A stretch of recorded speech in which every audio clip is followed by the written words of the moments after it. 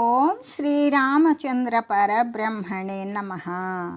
ఓం నమో వశిష్ఠ విశ్వామిత్ర వ్యాస వాల్మీకి సుఖాదిభ్యః. ఓం శుక్లాం భరధరం విష్ణుం శశివర్ణం చతుర్భుజం ప్రసన్నవదనం ధ్యాయేత్ సర్వవిఘ్నోపశాంతయే. ఓం నమో బ్రహ్మాదిభ్యో బ్రహ్మ విద్యా సంప్రదాయ కర్తృభ్యో వంశ ఋషిభ్యో మహద్భ్యో నమో గురుభ్యః. ఓం శ్రీరామో రామభద్రశ్చ రామచంద్రశ్చ శాశ్వతః రాజీవలోచన శ్రీమాన్ రాజేంద్రో రఘుపుంగవః. శ్రీ యోగ వాసిష్టము నిర్వాణ ప్రకరణము ఉత్తరార్ధము. ఆత్మసుఖములో విశ్రాంతి అనేటువంటిది ఎక్కడ ఉంటుంది అంటే విషయ స్వాదనం ఉంటుందా? ఉండదు. తత్వజ్ఞానికి కూడా విషయాల యందు ప్రీతి కలగకపోతే, ఒకవేళ తత్వజ్ఞానికి కూడా శాశ్వతమైన తత్వాన్ని తెలిసినటువంటి వానికి కూడా విషయాల యందు గనక ప్రీతి ఇష్టము కలిగినట్లయితే, ఇంకా జాగ్రత్త సుషుప్తుల యొక్క జ్ఞాని అజ్ఞానుల యొక్క ఏకత్వము ఉత్పన్నమవుతుంది కదా. అట్లా ఎన్నటికీ కూడా కలగదు అనే చెప్పడం. జగత్తు చిత్త మాత్రమే, అది చిత్తం ద్వారానే జగత్తు సిద్ధిస్తుంది. ఇంకా కూడా స్వప్నంలాగానే కేవలం భ్రాంతి మాత్రమే అయ్యున్నది అని ఎరుగబడగా, ఇంకా అక్కడ పదార్థాల నుండి సత్యత్వ బుద్ధి అనేటువంటి తొలగిపోతూ ఉన్నది. కాబట్టి రామ, ఎండమాములలో నీళ్లు లాగానే ఎదుటనే ఉన్నప్పటికీ కూడా అసత్యములైన దృశ్య పదార్థాలుకి వివేకికి ఎలా రుచిస్తాయి? దృశ్య పదార్థాల పట్ల సత్యత్వ బుద్ధి నశింపజేసుకున్నటువంటి వాడే కదా శాంతచిత్తుడు.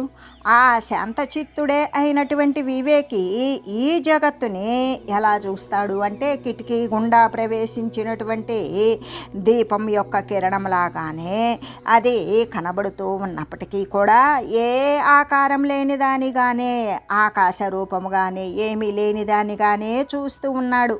స్వప్న పదార్థాలు ఏమీ లేనివే, అవి సత్యము కాదు అని తెలియడము చేత మేల్కొనిన వానికి ఆ వస్తువుల నుండి మళ్ళీ సత్యభావన అనుభవించేటువంటి ఆస్వాద భావన అనేది ఉంటుందా? లేదు, తొలగిపోతుంది.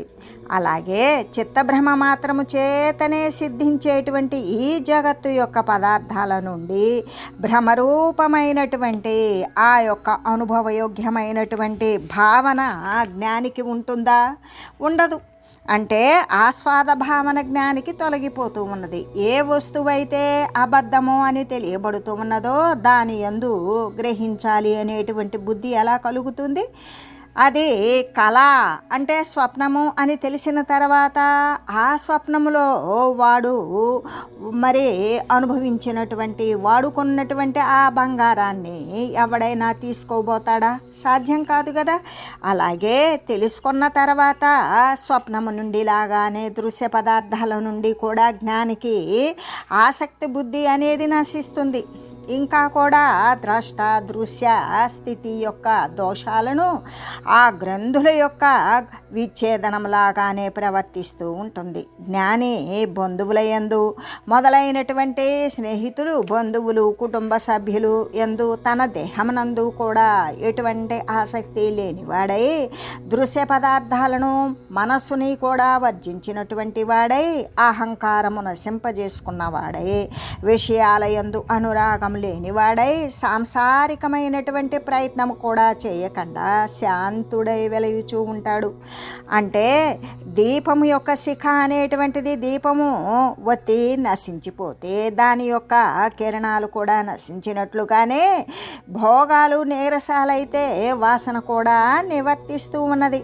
గంధర్వ నగరంలాగానే భ్రాంతి రూపమైనటువంటి ఈ జగత్తు అంతా కూడా శాశ్వతమైన పరమాత్మ బోధ చేత దీపకిరణ సమూహంలాగానే కనబడుతూ ఉన్నప్పటికీ కూడా సూక్ష్మమైనటువంటి సచ్చిదాకాశంలాగానే తోస్తుంది అధిష్టాన దృష్టి యందు. అంటే ఆ తుర్యగా భూమిక ఏ జ్ఞాన భూమికలైతే ఉన్నవో ఆ ఏడవది అయినటువంటి తుర్యగా అనేటువంటి స్థితి రూపమైన అత్యంత పరిణామము చేత జ్ఞాని ఆత్మపదమునే చూస్తూ ఉంటాడు.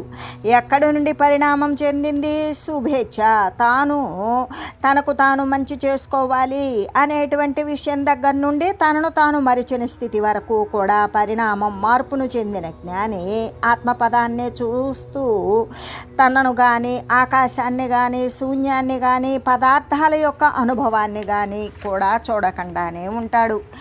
ఆ పరమాత్మ పదమునందు జీవుడు కానీ శూన్యము కానీ జగత్తు యొక్క కల్పన కానీ చిత్తము కానీ దృశ్యము అనేటువంటిది ఉదయించినటువంటి బుద్ధి కానీ లేనే లేవు. అంతా కూడా యథాస్థితమైనటువంటి బ్రహ్మరూపమే అయి ఉన్నది కదా. అజ్ఞానుల చేత సాకారముగా రూపవంతంగా ఎరుగబడేటువంటి భూమి మొదలుకొని ఆకాశం వరకు అంటే పంచభూతాలు ఇవన్నీ జ్ఞానికి తత్వజ్ఞానమునందే లయించిపోతూ ఉన్నవి. వాడికి ఎటువంటి పంచభూతాలు కూడా లేనే లేవు. అవి కనబడుతూ ఉన్నప్పటికీ కూడా అవన్నీ కూడా జ్ఞానికి లేనివి రూపాలుగా శూన్య రూపాలే అవుతూ ఉన్నవి. జ్ఞాని ఆకాశములాగానే నిర్మలుడై సౌమ్యరూపుడై కేవలము సమాధి అందే తత్పరత కలిగి సంగమనందు ఆసక్తి నశించి ఉన్నప్పటికీ కూడా లేని వాని వలెనే కనబడుతూ ఉంటాడు.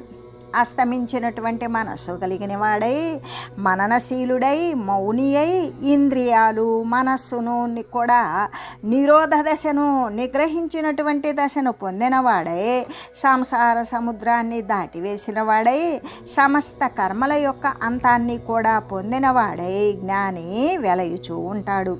ఈ యొక్క చతుర్విధ శరీరాలు అన్నప్పుడు అండజ, ఉద్భిజ, జరాయుజ మరి స్వేదజ అనేటువంటి 4 రకాలైనటువంటి దాని ద్వారానే కదా సమస్త జీవజాలము కూడా 84 లక్షల జీవరాశులు ఉత్పన్నమైనవి. అంటే ఉద్భిజ భూమి నుండి ఉత్పన్నమైనవి మొక్కలు, వృక్షాలు, చెట్లు, చేమలు, మరి నదులు, పర్వతాలు, ఇవన్నీ కూడా సముద్రాలు, ఇవన్నీ కూడా భూమి నుండి ఉత్పన్నమైనవి. మరి అంతేకాదు ఉద్భిజ అంటే ఇవన్నీ కూడా భూమి నుండి ఉత్పన్నమైనటువంటివి. అండజ గ్రుడ్డు నుండి ఉత్పన్నమైనవి పాములు, తేళ్ళు, మరి పక్షి జాతులు, ఇవన్నీ కూడా గ్రుడ్డు నుండి ఉత్పన్నమైనటువంటివి.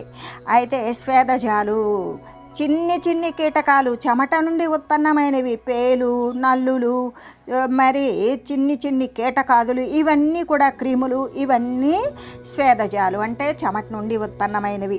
మావి నుండి జరాయుజ అంటే మావి నుండి ఉత్పన్నమైనవి ఏంటి? మనుషులు కానీ మరి దేవతా సమూహాలు కానీ అసుర సమూహాలు కానీ జంతువులు కానీ ఇవన్నీ కూడా మావి నుండి ఉత్పన్నమైనటువంటివి. ఈ విధంగా 4 రకాలైనటువంటి శరీరాల యొక్క కూడా వాని ఆధారమైనటువంటి ఈ 14 భువనాల యొక్క కూడా వాటికన్నింటికీ ఆధారమేమిటి? ఆకాశం యొక్క కూడా ఈ విహార స్థానములైనటువంటి పర్వత సమూహాల యొక్క వాని సాధనములైనటువంటి కరణాల యొక్క ఆ కరణాలకు కారణమేమిటి అంటే ఉపాదాన కారణము. ఈ ఉపాదాన కారణం ఏమై ఉన్నది అంటే ఏది మూలం నుండి ఉత్పన్నమైన అజ్ఞానమే అయి ఉన్నది. ఆ అజ్ఞానము నశించిందనుకో ఇంకా ఆ శరీరాలు భువనాలు కనబడుతూ ఉన్నప్పటికీ కూడా జ్ఞానికి అవన్నీ కూడా లేనివే అవుతూ ఉన్నవి కదా అనే చెబుతూ సంశాంత అంతః కరణోగలిత వికల్ప స్వరూపసారమయ పరమశమామృత తృప్త తిష్టతి విద్వాన్ నిరావరణ. ఈ ప్రకారంగా జ్ఞాని శాంతమైనటువంటి అంతఃకరణం కలిగినటువంటి వాడై వికల్పరహితుడై స్వరూపసారంతో నిండిపోయిన వాడై పరమామృత రూపమైనటువంటి ఆత్మానందము చేత ఎల్లవేళలా పరితృప్తుడై నిరావరణ భూమానంద స్వరూపుడై వర్తిస్తూ ఉన్నాడు అనే చెబుతూ బ్రహ్మ బ్రహ్మదృష్టావనుత్పన్నమాత్మదృష్టౌ మృషోద్భవం బోధాధమూర్తం చ జగద్యథా తదిహ వర్ణ్యతే. బ్రహ్మదృష్టి చేత ఉత్పత్తిరహితముగాను, ఆత్మదృష్టి చేత మిథ్యగా ఉత్పన్నమైనదిగాను, జ్ఞానము చేత ఏ మార్పులు లేని నిరాకారంగాను, ఏ ఆకారములు లేకుండా ఈ జగత్తు ఎలా కనబడుతూ ఉన్నదో ఆ విషయాన్ని గురించే ఇక్కడ వర్ణించి తెలియజేశారు. ఈ నిర్వాణ ప్రకరణమునందు ఉత్తరార్ధమున విశ్రాంతి యోగోపదేశము అనే దానిని శ్రీ వశిష్ఠ గురుదేవులు తెలియజేయగా, అప్పుడు శ్రీరామచంద్రుడు ఇలా అడుగుతున్నాడు. బోధో జగదివా భాతి మునే ఏన క్రమేణ తం క్రమేణ క్రమం బ్రూహి భూయోభేద నివృత్తయే. ఓ మునీంద్ర, బోధరూపమైన ఏ జ్ఞానరూపమైనటువంటి చిదాత్మ ఏ క్రమము చేత జగత్తులాగా కనబడుతూ ఉన్నదో ఆ క్రమాన్ని, భేదాన్ని నివారించడం కోసం మరలా కూడా దానిని గురించి తెలియజేయండి అని ప్రార్థించాడు. అంటే ఇప్పుడు బోధ రూపమైనదే కదా చిదాత్మ గురించి తెలియాలి అంటే బోధ రూపంలోనే, జ్ఞాన రూపంలోనే ఉంటుంది. ఆ బోధ రూపమైనటువంటి చిదాత్మ ఏ క్రమం చేత జగత్తులాగా కనబడుతున్నది అని చెప్పారు కదా. ఆ ఏ క్రమం చేత జగత్తులాగా కనబడుతూ ఉన్నదో ఆ క్రమాన్ని, ఈ వ్యత్యాసం నివారించడం కోసం మళ్ళీ కూడా తెలియజేయండి స్వామి అని ప్రార్థించాడు. అప్పుడు శ్రీ వశిష్ఠ గురుదేవులు ఇలా తెలియజేస్తున్నారు. వృక్షస్యేవ విమూఢస్య యదృష్టౌ తత్స్వః చేతసి యన్న దృష్టౌ తచ్చిత్తే భవత్యల్ప తరస్మృతే. ఓ రామచంద్ర, వృక్షము యొక్క మూలము, పత్రము, పుష్పము, ఫలము మొదలైనటువంటి వివిధ ఆకారాలులాగానే అజ్ఞానికి వివిధ ఆకారంగా ఉన్నటువంటి ఈ జగత్తు కూడా వాని దృష్టి యందు ఉన్నట్లే ఉన్నది. కాబట్టే వాని చిత్తమందు ఉన్నట్లు ప్రసిద్ధమై ఉన్నది. దృష్టి యందు లేనిది చిత్తమందు ఉండదు కదా. కాబట్టే అల్పమైనప్పటికీ కూడా చూసినదే స్మరింపబడుతుంది కానీ చూడనిది కాదు కదా. అంటే వివేకి అయినటువంటి వాడు గతంలోది రాబోయేటువంటి శాస్త్రాలను అనుసరించి మాత్రమే చూస్తూ చేస్తాడు. అలాగే శాస్త్రాల చేత నిషిద్ధమైనటువంటి విషయము నేత్రానికి సమీపముననే ఉన్నప్పటికీ కూడా దానిని భోగ్య రూపంగా చూడడు కదా. ఎలాగంటే శాస్త్రాలలో నిషిద్ధమైనటువంటి విషయం ఇది పనికిరానిది అని శాస్త్రాల్లో తెలియజేసినప్పుడు ఆ విషయము కంటికి సమీపంగా ఉన్నప్పటికీ కూడా దానిని అనుభవ రూపమైన వస్తువుగా చూడడు. ఇంకా కూడా దానికోసమే ఏమీ చేయకుండానే ఉంటాడు. కాబట్టి రామా, నీవు నీ చిత్తశుద్ధికి అనుకూలమైనటువంటి అనుష్ఠానమునందు తత్పరుడవైయుండు. శాస్త్రములు వాటి యొక్క అర్థాల సమ్మతమైన చిత్తమే కలిగినటువంటి వాడవై ఎల్లప్పుడూ కూడా మననశీలుడివై శ్రవణభూషణమగు ఈ ఉపదేశాన్ని వినడానికి అలంకారమైనటువంటి ఈ ఉపదేశాన్ని విను. ఈ దృశ్య సమూహము గురించినటువంటి భ్రాంతి ఏదైతే ఉందో అదే అవిద్య అని చెప్పబడుతూ ఉంటుంది. నిజానికి ఈ అవిద్య అసలు లేనిదే. ఎలా లేనిది అంటే ఎండమాములలో నీళ్లు కనబడతాయి కానీ నీరు లేదు.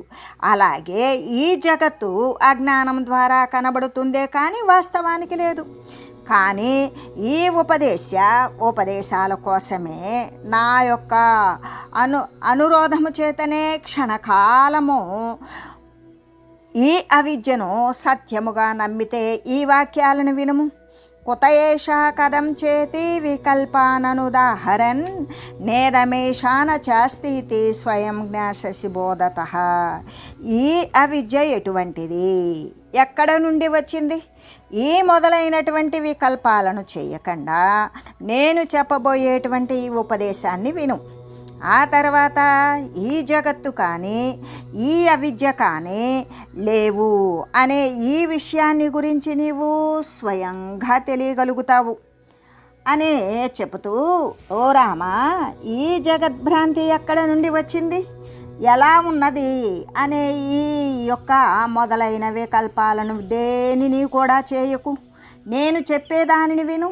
ఆ తర్వాత అంటే చెప్పేటువంటి ఉపదేశ ఫలసిద్ధి కాలమునందు ఈ జగత్తు కానీ ఈ అవిద్యాభ్రాంతి కానీ ఏ కాలమునందు లేదు అనేటువంటి బోధ చేత నీవు స్వయంగా తెలుసుకోగలుగుతావు అని చెబుతూ సర్వ ప్రకారాల చేత కూడా పూర్ణమై సర్వ ప్రకారముల చేత కూడా నిండి ఉన్నటువంటి ఈ కనిపించే స్థావరం జంగమాత్మకమైన కదిలే వాటి యందు కదలన వాటి యందు కూడా ఉన్నటువంటి ఈ ప్రపంచమంతా కూడా కల్పాంతమందు నశిస్తూ ఉన్నది కదా. అయితే విమర్శ చేత ఈ జగత్తు యొక్క భూలోక అవయవాల యొక్క విశేషలాగానే ఈ జగత్తు యొక్క అవయవాలు ఆకాశ వాయు అగ్ని జల పృథ్వులు ఇవన్నీ కూడా జగత్తు యొక్క అవయవాలే కదా. అలాగే భూలోక మొదలైనటువంటి అవయవాల విభాగం విశ్లేషం గావించడం వలన దీని నాశము పనిదే అవుతూ ఉన్నది. ఎలాగంటే ఒక్కొక్క బిందువును తొలగించడం చేత మరి కుండలో ఉన్నటువంటి నీరంతా కూడా నశిస్తూ ఉన్నది కదా.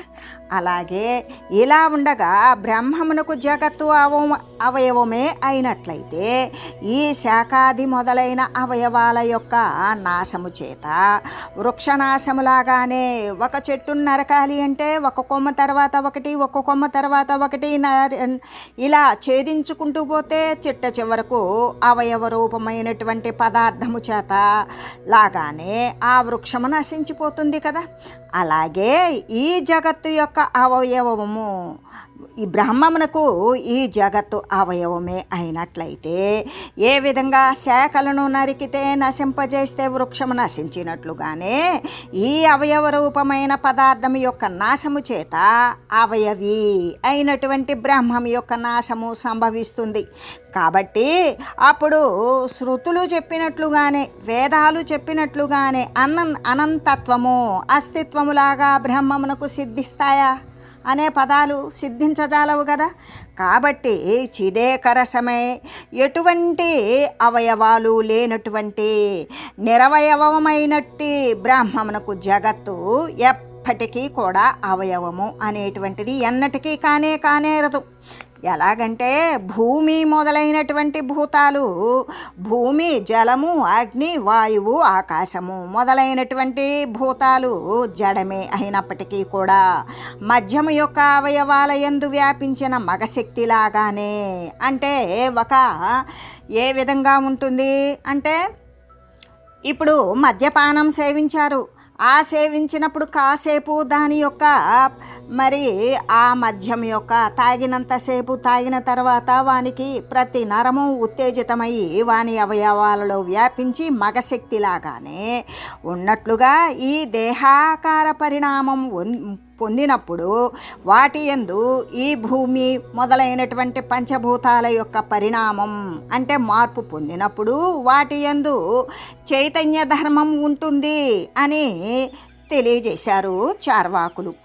అలా అన్నట్లయితే అటువంటి దానిని ఆస్తికులమగు అంటే మనం దైవం ఉన్నది అని దైవత్వాన్ని నమ్మేటువంటి ఆస్తిత్వంతో ఉన్నటువంటి మాయందు సిద్ధింపజేయటానికి వారికైతే అది శక్యం కాదు కదా. ఎలాగంటే మా మతమందైతే దేహము విజ్ఞానం యొక్క అధీనమే అయి ఉన్నది. ఎందుకు? జడప్రాయమైనటువంటిది దేహము. కాబట్టి విజ్ఞానము అంటే అనుభవ సిద్ధికి లోబడి ఉన్నది దేహము. కాబట్టి స్నేహదీపంలో లాగానే అది వాస్తవం కాకుండానే ఉన్నది. అంటే ఈ దృశ్యము అటువంటి రూపము కలది కాదు. లేకపోతే మరొక రూపము కలదా అంటే అది కాదు. అది ఎటువంటిది అంటే మాటలతో చెప్పడానికి సాధ్యము కానటువంటిది. అందుకే దానిని అనిర్వచనీయమై అవిద్యామాత్ర సిద్ధమై అజ్ఞానము చేత మాత్రమే సిద్ధించినదై ఉన్నది. కాబట్టి విద్య చేత ఏ అవిద్య ఉన్నదో విద్య చేత నశించిపోతుంది. ఏ అజ్ఞానము చేత ఏర్పడిందో జ్ఞానానంతరం ఆ అజ్ఞానము నశించిపోతుంది. అలాగే ఈ అవిద్యామాత్రము చేతనే సిద్ధించి ఉన్నది. కాబట్టి విద్య చేత తప్పకుండా నశించేదే అయ్యున్నది.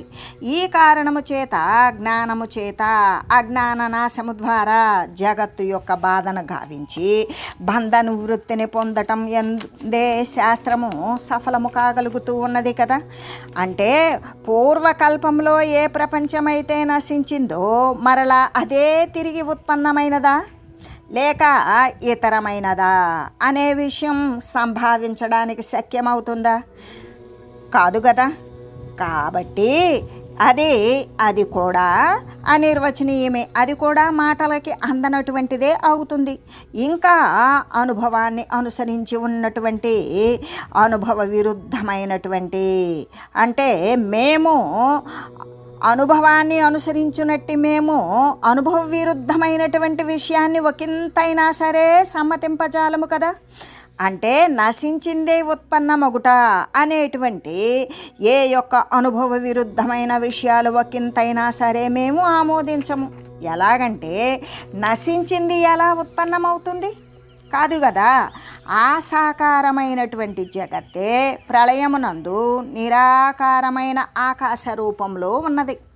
కాబట్టి అసత్తే ఆగుతుంది. ఎలాగంటే సాకారం నిరాకారం ఎలా అవుతుంది? ఒక ఆకారం ఉన్నది, అది ఆకారం లేనిది అవుతుందా? కాదు. అట్లాగే ఆకాశముందున్నదైనప్పటికీ కూడా అది పూర్వావస్థను, దాని యొక్క పూర్వంలో ఉన్నటువంటి అవస్థను పొంది ఉన్నది అన్నట్లయితే ప్రళయమందు దాని నాశం కాకుండానే ఉండేటిది కదా. ఈ విధంగా సృష్టి యందు ప్రళయాన్ని స్వీకరించడం ద్వారా కార్యము కారణాల యొక్క ఐక్యాన్ని గనక అంగీకరించినట్లయితే అప్పుడు ప్రళయమందలి అవ్యాకృతమైనటువంటి కారణము, సృష్టి అనే కార్యము రెంటి యొక్క ఏకత్వము కూడా సిద్ధించిందే అవుతుంది. ఎలాగంటే కార్యము కారణభావాన్ని పొందటమే కదా మా సిద్ధాంతమందు ఏకత్వమవుతుంది అని చెబుతూ, దృష్టిగోచరమైనప్పటికీ కూడా అది కంటికి కనబడుతూ ఉన్నప్పటికీ కూడా శూన్యరూపమై ఉండడం ఏదైతే ఉన్నదో అది నాశము. ఇంతకంటే వేరుగా నాశం ఏదైనా మరి ఒకటి ఉన్నట్లయితే అది ఎటువంటిదో చెప్పు.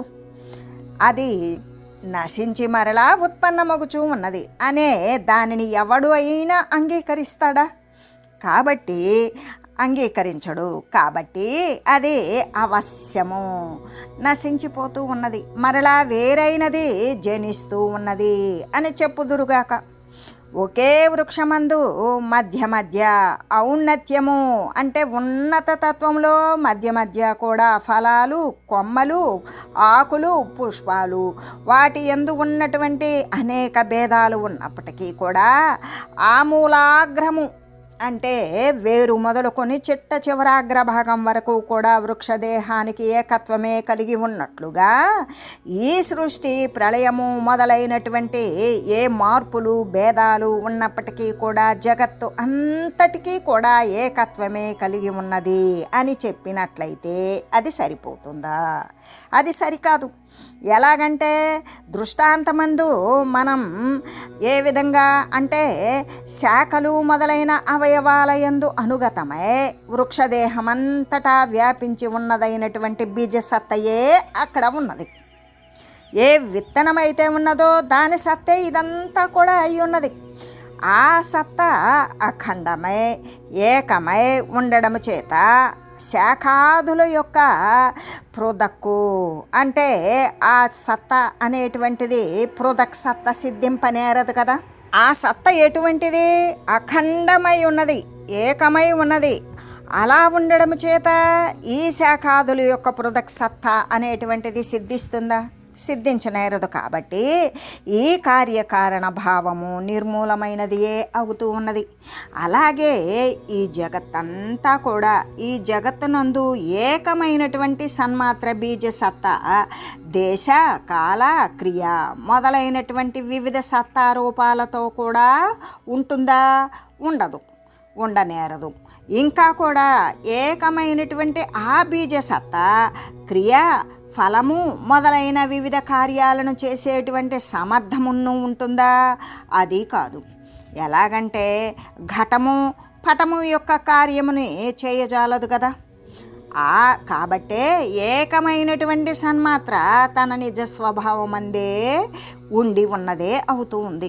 మాయ చేతనే ఈ యొక్క వివిధ దేశకాలాదులన్నీ కూడా అందులో కల్పించబడుచు ఉన్నవి.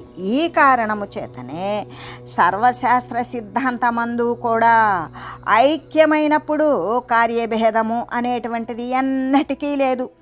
పరమార్థముతో నిండిపోయిన వస్తువునందును భేదము అంటే నానాత్వము అనేది లేదు. కాబట్టి సర్వశాస్త్ర విరుద్ధుడగు వాదితోటి వివాదము గావించడం చేత మాకేమిటి ప్రయోజనము? ఈ సమస్తమును ఆత్మరూపమే అవడాన్ని బట్టి తత్వ విచారము చేత అనుభవ ప్రమాణము చేత ఇది అంతా కూడా శాంతమై అనాది అయి అనంతమై ఆకాశములాగానే నిర్మలమై కేవలము బోధ మాత్రమైనటువంటి పరమాత్మగానే మిగిలి ఉంటుంది, శేషిస్తూ ఉంది. కాబట్టి రామా, ఈ సద్రూపమైన చిదాత్మ ఏ విధంగా అనుభవింపబడదో ఏ విధంగానూ అనుభవింపబడదో, ఏ విధంగా అనుభవింపబడునో, ఏ విధంగా సిద్ధి పొందునో ఆ విషయమంతా కూడా నేను క్రమంగా తెలియజేస్తాను విను. మహాకల్పాంతరమున మహాదేవుని పర్యంతము కలిగినటువంటి మనసు, బుద్ధి వీటితో ఈ కర్మతో కూడినటువంటి సమస్త దృశ్యమండలము కూడా నశించిపోతుంది. అలా నశించగా ఆకాశము, కాలము, వాయువు, అగ్ని సంపూర్ణంగా శమించిపోతాయి. అప్పుడు అంధకారం కూడా ధ్వంసమైపోతుంది. అలా అంధకారం, చీకటి కూడా ధ్వంసమైనప్పుడు జలము, పృథ్వీ మొదలైనటువంటి అన్నీ కూడా క్షయించిపోతాయి. శబ్దము, దాని యొక్క అర్థము, ఈ శబ్దార్థ సమూహమంతా కూడా అస్తమించిపోతుంది. అప్పుడు శాంతమై ఉంటుంది, నిర్మలమై ఉంటుంది, బాధపడకుండా అబాధితమై ఉంటుంది, ఆది మధ్య అంతము లేని అనాది అయి ఉంటుంది, అనంతమై ఉంటుంది, సౌమ్యమై ఉంటుంది, ఏమాత్రము కూడా తరుగులేని శాశ్వతమైనదే అయి ఉంటుంది. వాక్కుతో తెలియజేయడానికి సాధ్యము కాకుండా అవాచ్యమై ఉంటుంది. అది సర్వము నిండి కూడా అవ్యక్తమై ఉంటుంది. అది ఇంద్రియాలకు గోచరించని అతీంద్రియమై ఉంటుంది. దానికి పేరు కానీ రూపము కానీ లేనిదై నామరూపరహితమై సర్వభూతముల యందు కూడా సత్తా సామాన్య స్థితిలో సర్వము వ్యాపించి సర్వభూతాత్మకమయ్యి ఉండి సర్వ వస్తువు యొక్క శూన్యమై అన్య పదార్థరహితమే అవడము చేత ఇతరమైనటువంటి పదార్థము చేత వచ్చేటువంటిది కాదు. కాబట్టి అసత్తుల్యమై దానితో సమానమైనది మరి ఏదీ లేనిది సన్మాత్రమై కేవలం అది మాత్రమే సత్తు అయి అది సర్వము కంటే కూడా ఉత్తమ పదమైనటువంటి జ్ఞానరూప బోధరూపమైనటువంటి ఆత్మయే అయి శేషిస్తూ ఉన్నది. కాబట్టి ఆ పరమాత్మ వాయువా కాదు, ఆకాశమా కాదు, ఈ పంచభూతాలు కానే కాదు, మనసు బుద్ధి కాదు, శూన్యమా కాదు, ఏ పదార్థము కాదు, సర్వరూపమై అనిర్వచనీయమైనట్టి వచించడానికి సాధ్యము కానటువంటి ఏ చిదాకాశమైతే ఉన్నదో అదే అవుతుంది. అటువంటి ఆత్మపదాన్ని తెలిసినటువంటి వాడు, ఆ ఆత్మపదమునందే ఉన్నటువంటి వాడు సర్వకల్పన విముక్తుడు అగు తత్వజ్ఞాని. ఆ పరమాత్మ తత్వాన్ని అనుసరించినటువంటి తత్వజ్ఞానియే ఆ ఆత్మను అనుభవిస్తూ ఉంటాడు. ఇతరులు కేవలము వేదాలను శాస్త్రాలను అవలంబించి దాని యొక్క వర్ణనము మాత్రమే చేస్తూ ఉంటారు. అంటే ఆ ఆత్మ దానిని ఎరిగినటువంటి వాడు, ఆ పదమును స్థితి కలిగి ఉన్నవాడు ముక్తుని చేతనే సాక్షాత్తుగా అనుభవించబడుతూ ఉంటుంది. ఇతరులు కేవలము కూడా వేదాలు మొదలైన వాటి ద్వారా దాని యందు ఊహను వర్ణనాన్ని మాత్రమే చేస్తూ ఉంటారు. కానీ అది వారికి సాధ్యము కానటువంటిది అని తెలియజేస్తూ ఓం మంగళం శ్రీ గురుదేవాయ మహనీయ గుణాత్మనే సర్వలోక శరణ్యాయ సాధురూపాయ మంగళం. ఓం మంగళం కోసలేంద్రాయ రామాయ రామభద్రాయ చక్రవర్తి తనూజాయ సార్వభౌమాయ జానకీ వల్లభాయ శ్రీరామచంద్రాయ మంగళం. ఓం తత్సత్.